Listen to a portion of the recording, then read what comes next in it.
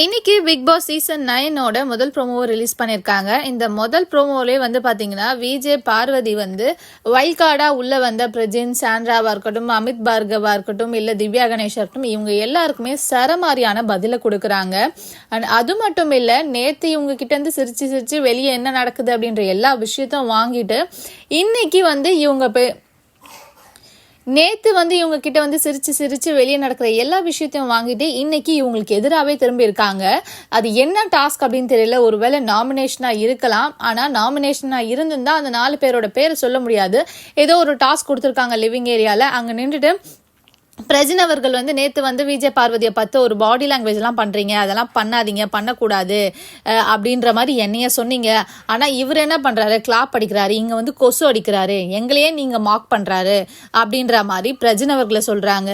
அது மட்டும் இல்லாம திவ்யா நீங்க பண்றது நாங்க பார்த்து அது மட்டும் இல்லாமல் திவ்யா கணேஷ் என்ன சொன்னாங்கன்னா, நீங்கள் என்ன சொல்கிறீங்க, நாங்கள் பண்ணுறதெல்லாம் வெளியே பார்த்துட்டோம், எதுவுமே நல்லா இல்லை அப்படின்ற மாதிரி சொல்கிறீங்க. அதை சொல்கிறதுக்கு நீங்கள் யார்? நாங்கள் எதை பண்ணணும், எதை பண்ணக்கூடாது, அதுவும் முக்கியமாக நான் என்ன பண்ணணும், என்ன பண்ணக்கூடாதுன்றது எனக்கு தெரியும். சொசைட்டியில் 4 பேர் 4 விதமாக பேசுவாங்களா, அந்த 4 பேர் வைல்ட் கார்டு கண்டஸ்டாக வந்தவங்க தான் அப்படின்ற மாதிரி சொல்லியிருக்காங்க. இதில் தனியாக அமித் பார்கவை மென்ஷன் பண்ணி எதுவுமே சொல்லனாலும் மற்ற 3 பேருக்குமே இதில் தனியாக அமித் பார்கவை மென்ஷன் பண்ணி எதுவுமே எதுவுமே சொல்லலை. பட் மற்ற 4 பேருமே காமனாக சொல்லியிருக்காங்க, அந்த ஊரில் 4 பேர் 4 விதமாக பேசுறது இவங்க தானே.